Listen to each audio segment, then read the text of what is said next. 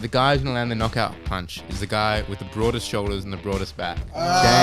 James Borlace. James Borlace Very is going to good, finish very off this good. gorilla. It's just subjective. Someone's just deciding this. There's no actual system. I really hate us, don't No, I respect Collingwood. Okay, you? You respect us and still no. hate us. You can feel the tension sitting in between you both. Welcome back to Dawson Toss, Season 6, Episode 4. Good morning, Dean. Good morning, Brodie. Another morning podcast and a bit of an emergency podcast, I have to say, because there's a lot going on in the footy world at the moment that I think has been pretty disappointing. It's been a disappointing start to the season, and we're going to get into it very shortly. But boys, how was your weekends? Both your teams had a bye. No, I won on Thursday night. Oh, my bad. Hawthorn. Well, it felt like 2 years ago, that Thursday night It game. That's did. why I thought it was that you had a bye. I did not have a good weekend sports-wise, and I was talking about it with Gina last night, and she said, your life revolves around a ball. And that's true. It put me in a horrible mood last night. Yesterday I lost fantasy, I lost my basketball semi-final, and then North lost, which I had tipped them to win in the gauntlet, so I'm out of that as well.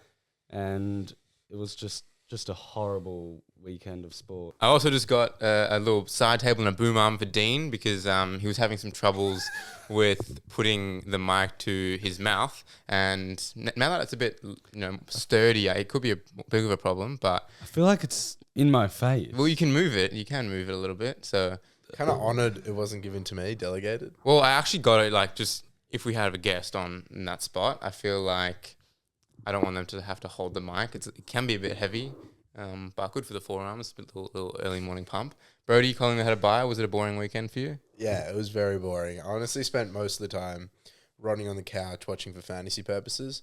Nice. And, I was thinking during that Essendon Port game, like, what am I doing? I'm watching for one player. This game actually sucks. I've been on the couch for about 3.5 hours now. And I've still got North West Coast to watch, which was actually a good game. But, yeah, I don't like rotting on the couch just watching for fantasy. I like having external factors as well. Yeah, fair enough. I also was in a similar situation when I was watching that game, but I was using it more as like a reference to, I guess, for a rant. Not really a rant, but just for some topics for the podcast, because I think that game was the epitome of the start of the season. It showed the flaws in what's going wrong at the moment, and how the AFL has been set up in terms of the schedule, and some of the teams as well been very disappointing, including Essendon. But on Saturday, actually, let's go back to last week. So obviously you saw it, and a video got shared around. I put up a video about the omission of using the Jewish community in Matthew Pavlich's speech. And I didn't want to make that video. I never really wanted to get political, and we actually got a few followers from that video, and I hope they don't think that this is a political page. Ultimately, I'm going to talk about footy most of the time. But I felt obliged to make that video because I think the issue was just being framed poorly, and it was just headlines. It was, the AFL is being referred to the Royal Commission, or these people are saying the Swan's anti-Semitic, and that's not the general consensus from the Jewish community. It was being framed poorly, and the most important thing, As it always is. yeah, exactly, and that's why I felt obligated to make a video and just explain that it's not about calling people anti-Semitic or trying to cancel anyone, because ultimately that doesn't really achieve anything. It's actually just educating people and sending the right message. And if you're listening to this podcast and you don't want to hear people complaining and making it political, fair enough. I've been in that boat before. But the AFL, as I said in the video, is a massive, massive organisation in this country, and it has a massive influence on the education of this country as well. And when you've got the actual politicians not doing much about this issue, I think maybe we have to bring it to the AFL, because look at the things they've done before. You look at the M&D cause they've done, led by Neil Danaher, even the support for the LGBTQ community in the Pride game. So the AFL, it's not new for them to I guess, educate in a really important issue. And on Saturday, Dean and I went to St Kilda Shul to listen to Gerard Healy. And yeah, he was really impressive. Dean, do you want to share some words on that? Yeah, you can go. Well, I'll start with my shit day to be. It was Get there to be straight into it. shit day to be a kiddish at St Kilda Shul because the numbers turned out for Gerard Healy, and the kiddish food, we're talking gefilte fish, fried fish, dips, challah, that they was demolished at Was this St Kilda Shul. Oh, I was about to say, is this a shul or a lunch after? Well, the kiddish is the lunch after, and I was really impressed by Gerard Healy. I've gone to plenty of talks since the start of the war, and we've heard lots of people who support our community, but they've always been in a more like formal setting. And St Kilda Shul, obviously being a Saturday, you can't use a microphone because of the Sabbath. And so Gerard just stood around the kiddish area. He wasn't on a platform or anything, just stood around like everyone else and delivered a 20-minute, I'm going to say speech, but it was more like Testimony. of just a powerful talk. And he was engaging. He ripped up his notes in the first minute, breaking the Sabbath. Oh, jeez. No. The rabbis. The rabbis gave him a look at that one. Yeah, he fully just spoke from the heart. He said, I can't read off notes. I have to speak from the heart. He started off with an apology for not speaking up sooner, where he was almost on the verge of crying. And he mixed a bit of humour with it, had some pot shots at Carlton, which was great. And it genuinely was the most authentic talk that I've heard from since the start of the war. And it was just really powerful and meaningful that someone of that status in the AFL community could share those words with us and support us like that. What was the best takeaway from the talk? To summarise what he had to say. I can say something. I think what was most impressive was he finished off by saying like that it's not necessarily up to the Jewish community to solve this issue. It's for the rest of the AFL community and I guess the rest of society. He came up to me and he was saying, it's not on you guys. It's our fault. It's our fault that we haven't done something about this. And he was very bullish about saying, we're going to create. We're actually going to do something. He's been speaking to the president. He's spoken to the media. It wasn't talk. He actually has done a lot already to try and put some legs on this and see if we can actually create, like I said before, education within the AFL community, because that's ultimately the most important thing. His speech on SEN on Sports Day, I think it was a couple of weeks ago, was amazing. And that's just an example of actually doing something and sending the right message. It's great that he spoke to us, and I think for me, what I took out of it was like a bit of hope, like that. Not that we're hopeless at all, but it was like, okay, people are actually going to do something about this, and we're not just going to be left to, I guess, be fearful Jews. We actually have people that they're going to stand up for us, and there's genuinely a pathway to help alleviate and improve the situation, which is growing antisemitism in the country. And just to mention another aspect of how good of a person he is, he stayed back at the end and listened to every single person who came up to say thank you, and he was the last person to leave the kiddish. He stayed back. He could have come just for the talk and left. He came for the whole service, the whole shul service in the morning, and then delivered his speech at the kiddish, stayed the whole kiddish on a Saturday, which is probably one of the most busy days for someone involved in AFL commentary. And that to me really stood out. Just someone who, as Chase said, doesn't just talk the talk, but walks the walk. Righteous among nations. Yeah. He called me as well last week and spoke to me, which I really appreciated, and we might have to get him on the show. I think he went on the Big Bros podcast last night or yesterday, so keen to listen to that one, and we might have to get him on the podcast.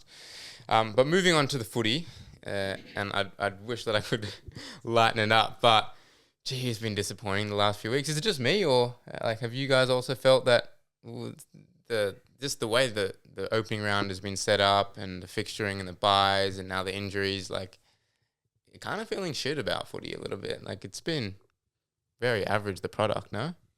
I agree. And I think the worst part is it was foreseeable. Like, we've been talking about the discombobulated nature of the buys. I don't know what the stat is, but there's 9 or 10 buys 10, across the 10 season. buys across the 10 buy rounds. 10 buy rounds across the 24 rounds of AFL footy. So that just hampers any sort of consistency, and it's just not one person we've spoke to likes the opening round concept. We did the video at uni. Opening round didn't have one follower. And that's the worst part, is that the fans have been asking, please don't do this. They go ahead and do this, and look what happens. It's what we would have thought. And then I think when you get the close games like Friday night, Oscar Baker, what a goal, that shows what we've been missing.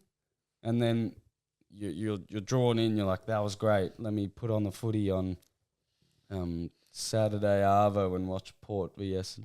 It's more the scheduling of games and who the teams are versing.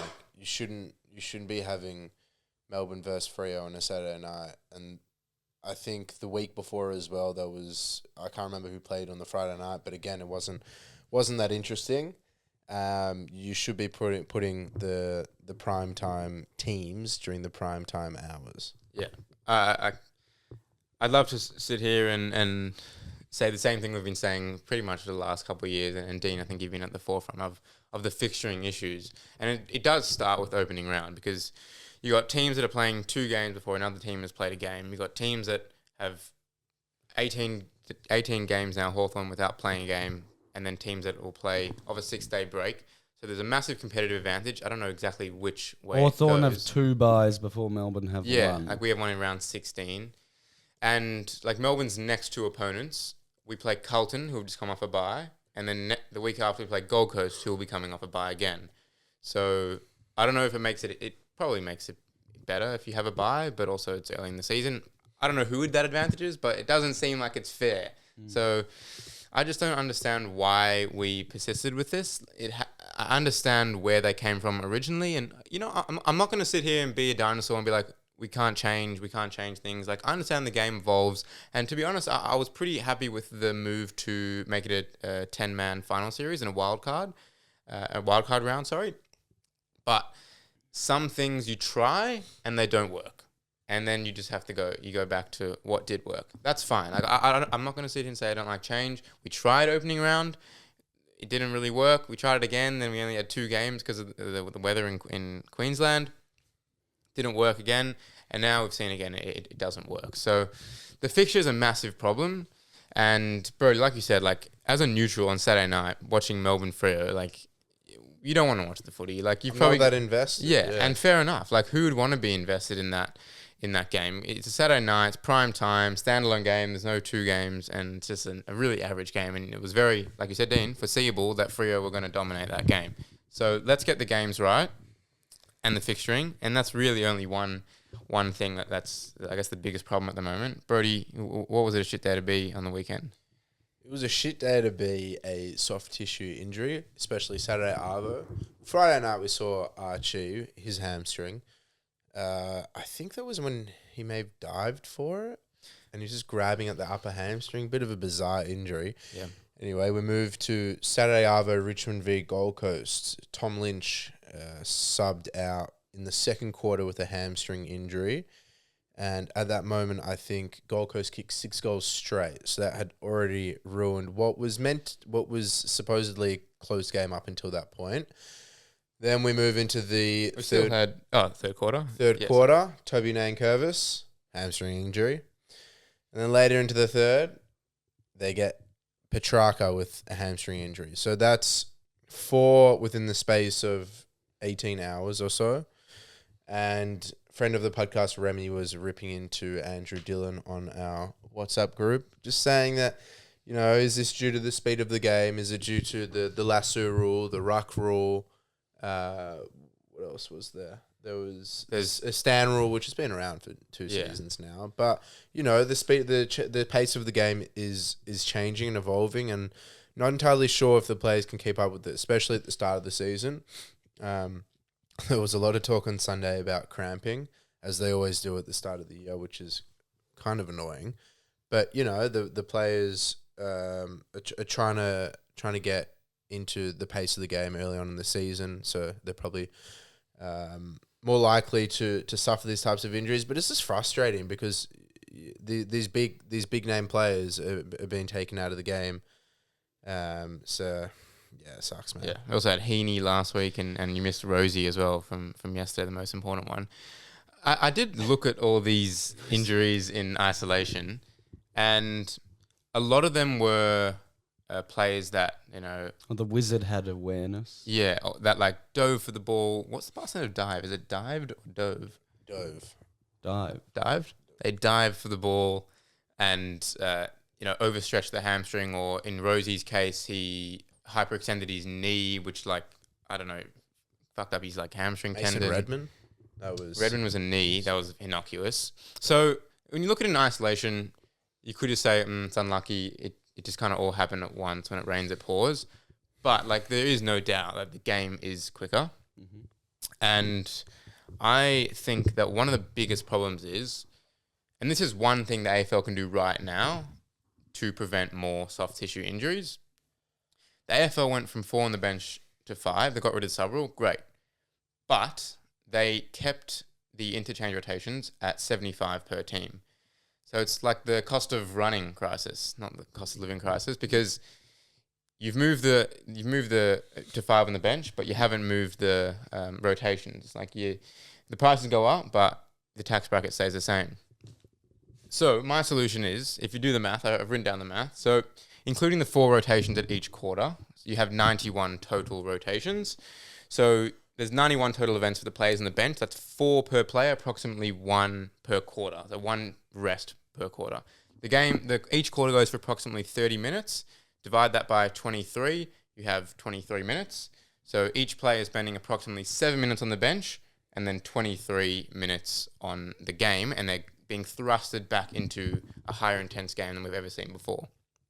So what I'm saying is, let's increase the rotations back to 90, but we cap the first half at 38. So you've got 38 in the first half. You can either use them all or not. And then we go to 52 in the second half. That way, 52 divided by 52 plus 8, start of the first half and start of the last quarter, is 60. 60 divided by 23 is around 2.6. The key defenders don't really come off. The rucks probably come off once. So for the rest, it's around 3 rotations in the second half. That means that when the game is still quick in the second half, but the players are gassed, they actually get an extra rotation and an extra time to go on the bench. So I think that is something that the AFL can do right now, because unfortunately they've made these rule changes and it's going to be difficult to slow the game down. But this is something you can do right now, I think, and implement right now to hopefully prevent more soft tissue injuries. Although, having said that, I'm not a sports scientist or a physio, so will that help? I don't know.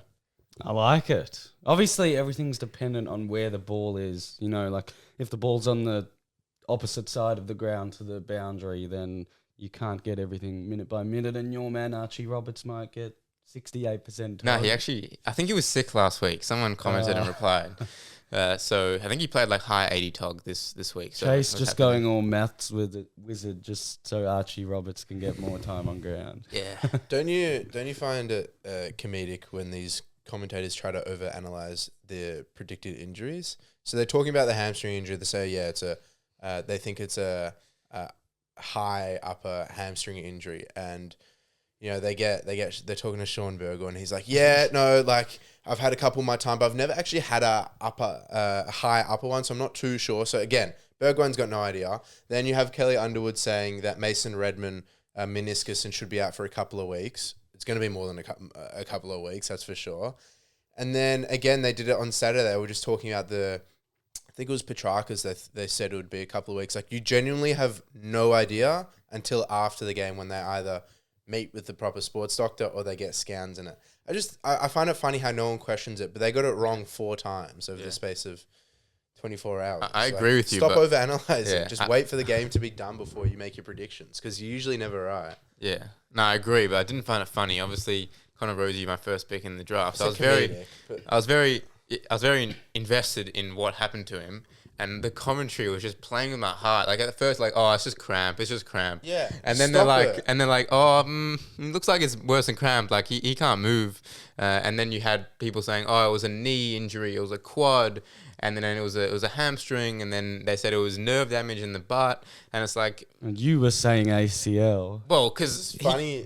when he was hobbling off, like it looked like his knee was giving way. So yeah, obviously I said as well, but like just let's not speculate when something's like They this try going and go to expert analysis as if Burgoyne would have any idea, and he genuinely doesn't have an answer. It's very. Let's not be silly for the sake of another segment. Yes, there we go. Just lastly, my shit that'd be the clock this round. What the hell was going on in multiple games? The first game, the Adelaide Bulldogs game, the clock just stopped working in the last quarter as well. Like there were 5 minutes to go, 2 minutes to go.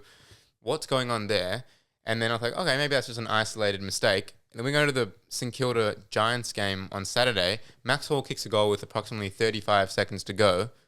Goes back to the middle. The time is at 0 seconds and the siren goes straight away. At halftime. Yeah, at halftime. Kind of liked it on Friday.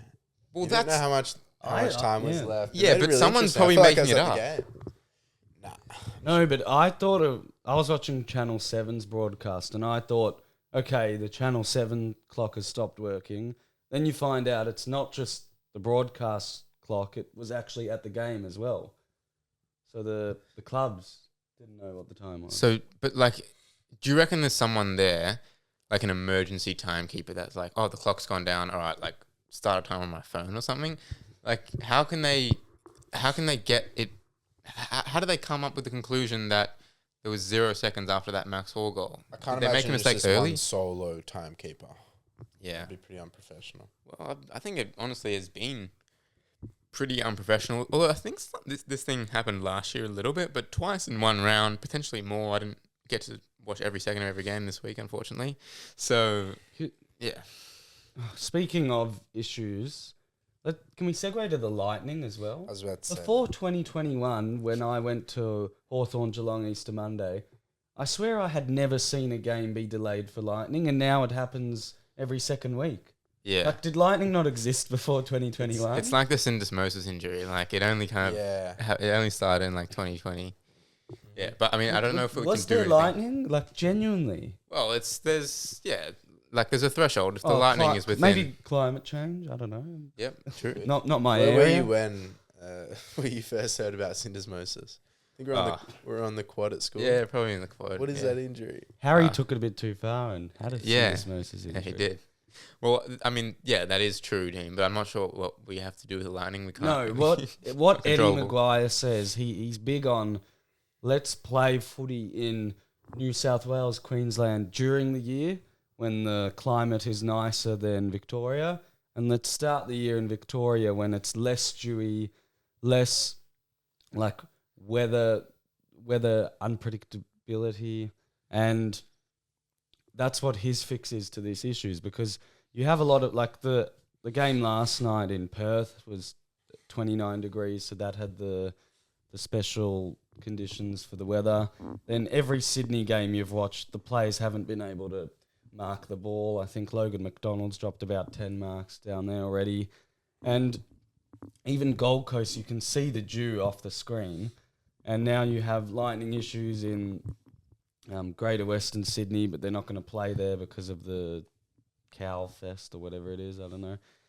Like, I think it is an issue. I think the weather in Melbourne has been great. Let's make the most of it and then move to Sydney and Queensland in the winter months. I completely agree. Like, the Northern State games have been very dewy and the product hasn't been as good, whereas the Victorian games and South Australian games have been much better. And ultimately, you want to see the best product, especially early in the season where players are already finding their feet and fumbling a bit. Let's give them the best possible chance at being the best product possible.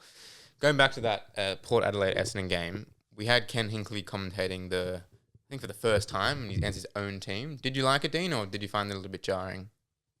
I didn't like it. I felt like I was listening to the Port broadcast. We've spoken about this before with Perth. I don't think we've had it with Port though. But I liked it at the start because the insight he could give into players was particularly fascinating. But then it just got boring. It's like, okay, tell me a bit about Essendon. Like, I understand that when Butters gets the ball and no one's on him, he's damaging. Or I like, for me personally, I enjoy listening to the more niche players and their analysis, like telling me about guys who you wouldn't hear about. But then after the first quarter, I was bored of it. It was a horrible game anyway, and I just thought if I wanted to listen to the Port commentary, I would. I don't know how I would, but I would. But going forward, I think it is an issue. Okay. I think you're going to see a lot of this because Ken Hinkley, I assume, is based in South Australia, so he's going to commentate the South Australian games. Same as like Marco Sciuto commentates the Adelaide games. Will Schofield commentates the Perth games. So But I think you're just going to have to cop it. The coach of the last 12 years for Port. We haven't seen anything like this. I didn't mind it. Brodie, you watched the game. Did you find it annoying? It was okay. It was okay. I wouldn't say it like Dean. I wasn't the biggest fan. I think there is a bit of bias and also force. He was forcing it with some Essendon players saying, oh yeah, this one's going to be a good player and he will be all right. I'm like, they all kind of suck. So don't know what you're saying. Would you prefer like where they've had like Blues radio, Hawks radio? Would you listen to that if it was your team? Or No, I don't think so. Like in the NBA, they have that. Yeah. I don't think so. I don't like that. I just want something that's less biased. Yeah. Especially with the NBA, because I think the NBA radio sucks. Like when I'm watching a game and I have to listen to the home team and we're the away team, and there'll be a crazy dunk, ankle breaker or a 3-point shot, and they'll just be monotone. Yeah. Like Dean.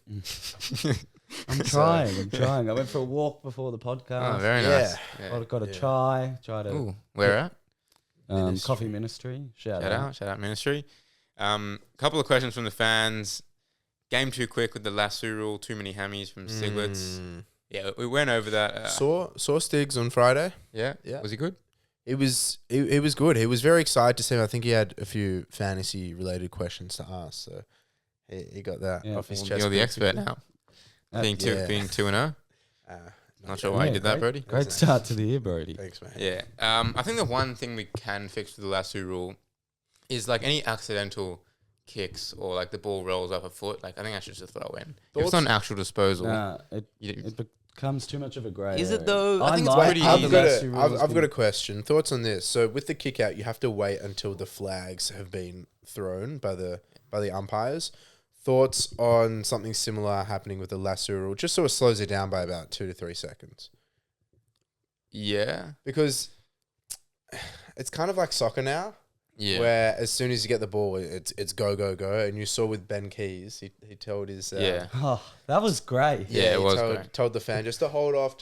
But, that could help with just slowing it down a bit because it is very fast paced. We now have the stand rule, which is essentially the same idea. You can just run off the mark pretty quickly and evade your opponent. So I think there could be some form of delay the umpires could implement just to slow it down a couple of seconds. I don't think it would have a huge impact when going forward and trying to still hit up a teammate. It could be a good idea. Yeah. No, I think it's possible. It'd be a little bit difficult to implement. Like what you say, like just wait 3 seconds and then it's play. Like the umpire, instead of doing that, they do something just a bit longer and you have to wait until it's been complete. Yeah. Like with the goal umpire. I guess you just like blow the whistle and that's like play on. I guess. Like that. Do you think we'll see more of what Ben Keys did though? Yeah, that's just street smart. Like that's. No, just, I'm not. I'm all for it. But Yeah. you think more players will be doing that? As a fan, do you But get the in ball trouble? doesn't go into the crowd that yeah. much. Nah, you wouldn't get in trouble unless At you just all? never give it back. I think that's part of a home ground advantage. And then, like, if they were down, the point is that they give the ball back quick. Such a like, grey area analysis. Like how long? And then he gave him the thumbs up Yeah. as well. Like, No, I think that's part of the home loved ground it. advantage. happens in soccer, no? Yeah, 100%. Like a couple of years ago, I guess it's the ball boys. Like the ball boys can like hold on to the ball for a little bit. Yeah. You had Eden Hazard kick a ball boy like 10 years ago and got a red card because he was taking so long.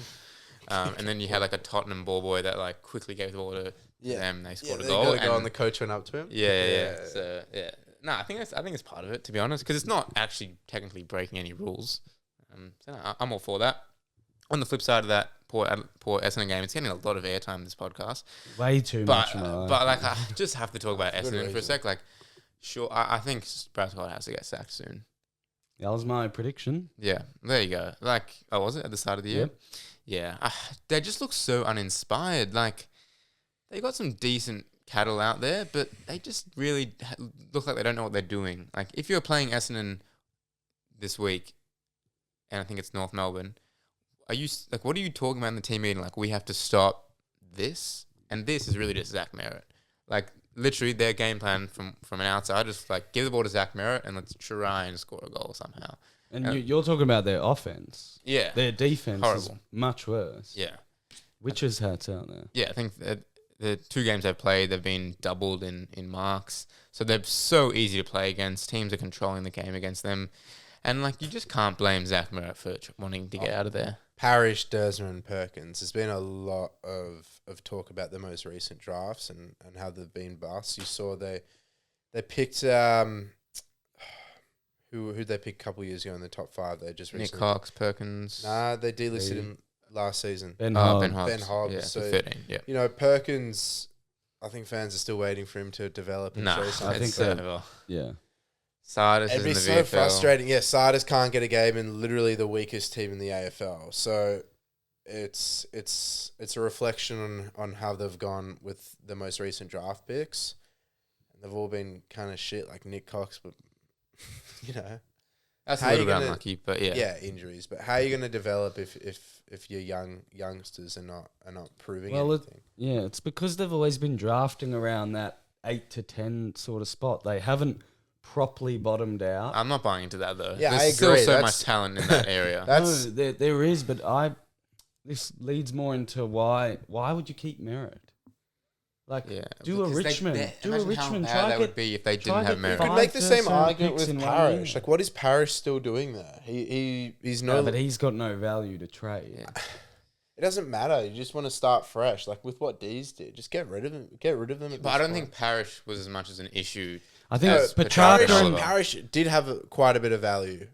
Maybe a Probably couple not of the end years of ago. not the end of Not last last year. year, but the year before, they would have had a lot more value than he does now. But And they didn't capitalize. 2 years ago, halfway through the year, they were in the top 4. Like, Yeah, I honestly don't think they need. I don't think they should have traded this or that. Like, they have had enough draft picks. They literally got 3 picks this year. Farrow had a great game in the VFL. Sullivan Roby, there's a lot of hype around him. Tyson Sharp just got injured. You're hoping those guys come on, and yes, they had a lot of failures in the past, but I think it's more than that. Like, I look at some of their players, I'm like, yeah, they're okay. Like, I like to look at Zach Johnson. I like to look at Jaden Ewan. They've got Archie Roberts, who's being played out of position, unfortunately. Schleppers, though. They've got schleppers, don't get me wrong, but like, all these decent players that they have, they get the ball, they look good, but they just don't know what they're doing with it because it just seems like there's a lack of system and a lack of purpose at the club. I'm actually baffled. How is Sardis not playing AFL? It's just not, like, you're just not good enough, I guess. Sometimes you're just not good enough. but yeah, 1 point back to Brad Scott. The game has changed significantly since he was at North, and he moved into an official role at the AFL after coaching North, and then Essendon appointed Ben Rudden and sacked him like very prematurely, and I just didn't understand that. I think they need to look for one of those younger coaches coming through the ranks, never been a coach before. They had Gian Syracusa, and then they lost him. Yeah. And he's destined to be an AFL coach. And I think they need one of those Adam Kingsley, Stephen King, Craig McRae types. These young coaches who have bided their time as an assistant rather than a previously tried but failed former coach. Yeah, wow. Just coming From fresh off the press. Yes. Remy Spicer, Brodie. Tom Liberatore, Hammy. Damn. So that's another There's one to add to the one. list. Another one to add to the list. I guess it is like a lot of older players. So read into that how you'd like. But yeah, geez, they're dropping like flies at the moment. They're not fun, those hamstring injuries. Yeah. We got a couple other ones from Sam. Says Bombers might go a full 365 days without a win. I'm Never actually happens. doing the math right now and seeing how many days ago their last win was, and it was 304. Wow. 23rd of May last year against Richmond. So 304 days, and I think it's 17 games in a row they've lost now, including last year. So that's 61 days to get to a year. Yeah. Imagine Which if is the about- AFL did relegation. What's that, about eight rounds? Yep. It's about 8 rounds. Yep. Well, you 8.5. don't really know with the fixture these days. Yeah, A bit of a couldn't tell bye you. in round 5. Yeah. If there's any person that would relegate them, would be Andrew Dillon under his weird rules. Yeah. Opening round has to go. I hate it because I did not see my team play this week from Dev. Yeah, I guess it's fair enough. Like, if it's early in the season, you want to see your team play. Like, Yeah, I'm not looking forward to the bye. yeah, it's horrible. So, completely agree with you, Dev. Dean, you got a stat for the week? Yes. And then we get to the quarter footy. Doss's stats. So we were talking about the new numbers last week, and I was thinking, which player has changed numbers the most amount of times? So, you might come into your career with a high number and you do well in your first couple of years, you get promoted. But then when do you change numbers again? Maybe you get traded, that makes 3. Well, since 1990, there are 5 players who have had 5 different number changes. The players are Dale Kickett, Chris Bond, Brent Just Heaver. wait, before you say the last two, are there any are there any current players? Not with 5, but with 4. Okay, yeah. So Dale Kickett had jumper numbers 52, 33, 16, 12 and 11. Gee, he really worked his way down. Fair play to him. Yeah, fair play. All of these players played for multiple teams. Some of the notable names who had 4 different jumper numbers, Bradley Hill, 32, 10, 9 and 8. Stephen May, Chase, do you want to give it a go? I only know he had 1 for Melbourne. Sorry. So he started as 67, 45, 17 and then 1. Taylor Adams played for 3 teams. 3 Played. Yes. Plays. Yeah. WS 12 at Jeppers? 18, No. 11, 23. 11. He was 11 at Collingwood as well. What number is he now? I couldn't tell you. 9? 3. He started at 30, then 13, 11 and 3. And Stephen Martin also had 4. But yeah, it's interesting. Stephen Martin, throwback. Fantasy God back in the day. The XD. Yeah. Thank you, Doss, for the Doss's stat. Yeah, as well. thank you very much. Brodie, quarter footy? Do we have to rock, paper, scissors? Yeah, rock, paper, scissors. All right, Mhm. Dean. I think I lost the last 2. Rock, paper, scissors, shoot. 0-3. Dean. All right. I'll be the defense. Okay. Okay, so we saw the matchup between Willem and Zane Dersma for the first time on the weekend. Now, Dean, who would you like to defend? I'll defend Willem. Yeah, been stitched up here, but that's all right. So I got to prosecute and say that what am I saying? That Zane's going to be a better player or better player now? Or Well, it's up to you if you want to look now, if you want to look in 5 years' time. well, let's look at the future because they're young. All right, so I'm going to say Zane Dersman's going to be a better player, and I think there's been a lot of pressure on Zane Dersma, especially because North Melbourne tanked. So we started at 30 seconds because they tanked. So they should have tanked and got Harley Reid, but they got Dersma instead. I think Dersma is a more athletic player. Unfortunately, we haven't seen his full potential yet. But I think he's playing in a poor club that are on the rise, whereas West Coast, even though they beat North, are going to take a bit longer to develop, and Zane will develop with North Melbourne. Done. The pack mark that Willem Dersma took Uncle Win. yesterday was already a memorable moment in his career. I can't name one Zane Dersma one. Actually, he did No, I take can. mark of the year or something. But then the goal as well that he kicked from 50, he's already showed all the signs that you want a 190 centimetre hybrid player to show. Pick one for a reason. Youngest brother. in Done, the thank family. you. Yeah, I think Zane Dersma has shown that he can play every position on the field. Wing, It's 'cause he forward, can't handle them well. wing, forward, and I think he's played a halfback as well. And Willem Dersma's only been a midfielder, so I think clearly Zane's going to be a better player. Tough gig to try and defend him. Sorry, offend him. Yeah. Well, Dean. pick one at West Coast. He's gonna show up packaged with CDT, and he's gonna be the face of their team for the next 10 years. You know, him and Harley, the 1-2 punch. He's got that raw athleticism. Done, thank you, boys. All right. Yeah, Dean. That Well was done. hard. But jeez, I need to work on rock paper scissors. I've watched like a quarter. Only watched the last quarter of that game yesterday. It was great. Willem So was that's great. the only time I've Same watched kind of Willem. stuff. Yeah. All right. Round 3. Another bye affected round. Yeah. I think Melbourne Carlton's probably the only interesting game out of this round. Or You know what I don't like? like? Geelong, Adelaide. Yeah. We didn't give enough love to Oscar Baker's goal. And that is because of the issues going on right now. Yeah, we're Is not that- focusing on the highlights. Yeah. The issues right now are Crazy goal. covering up all the great things about footy. And Yeah. that's the real shame. All right, well, let's pump up Oscar Baker, mate. That was a flipping great goal. 3 goals for the game. Journeyman, I think played 50 games in like 10 years of footy. 60 something. Good story. His mother actually passed away at a young age, and I guess his dying when she was unfortunately passing away. He said to her that I'm going to play AFL, and that was his promise to her, and he did. So he was listed by Melbourne, wasn't really getting a game. So to get into this Bulldog side and midfield, which is pretty stacked team. Like, credit to Oscar Baker, and reaping the rewards. Unbelievable finish in the pocket. So I'm sure he'll remember that one for a while. Shout out Oscar Baker. Brian Taylor on who was Brian BT commentating on Friday night? Thursday night. Yeah, Hawthorn Sydney. No, was for it? Bulldogs. Oh, Bulldogs Adelaide. What about I think it was maybe SEN or something he was commentating for. Triple M? Triple M. Yeah. Sorry. His quote once he kicked it was, "The porn stars kicked it. The porn stars." You reckon? Because the moustache, the the mo? headband, the Wow. look, the Italian porn star. There you go, Saucy Baker. Well done. Carlton Melbourne. So 7 of the last 9 games have been decided by an average of 3.7 points. Melbourne won the first 3 out of those 7, and Carlton won the last 4. So typically close games out of this, and I think that's where we're getting the good games, is through 2 shit teams playing against each other. Like we saw with West Coast North.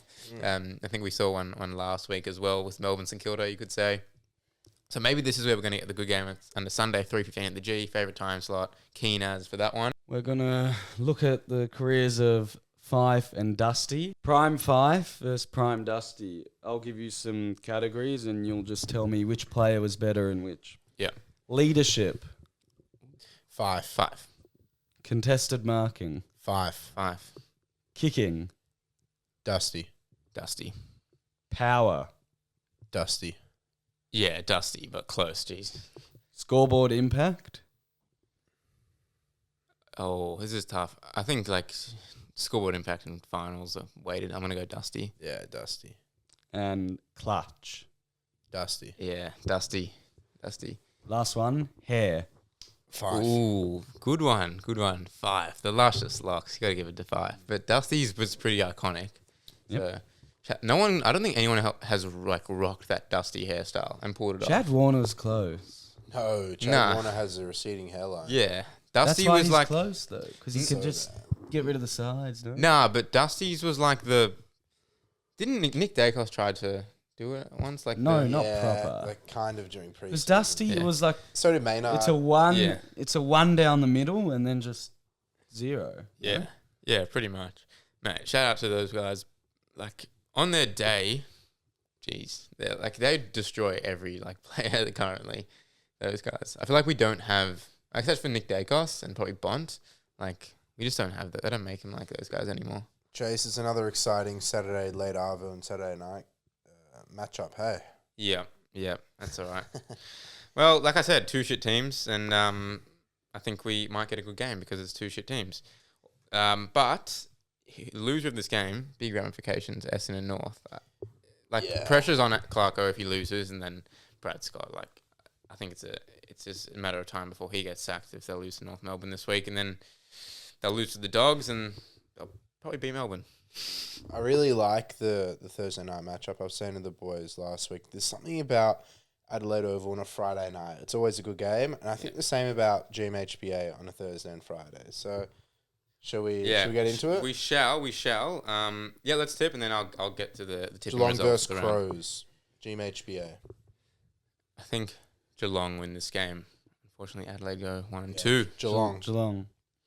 Collingwood versus GWS at Marvel Stadium, by the way. Yeah, interesting. Collingwood, I think, should win this. Collingwood. St Kilda versus Brisbane. Brisbane actually have a very good record at Marvel Stadium. Brisbane. So Brisbane. Tiggs versus Freo.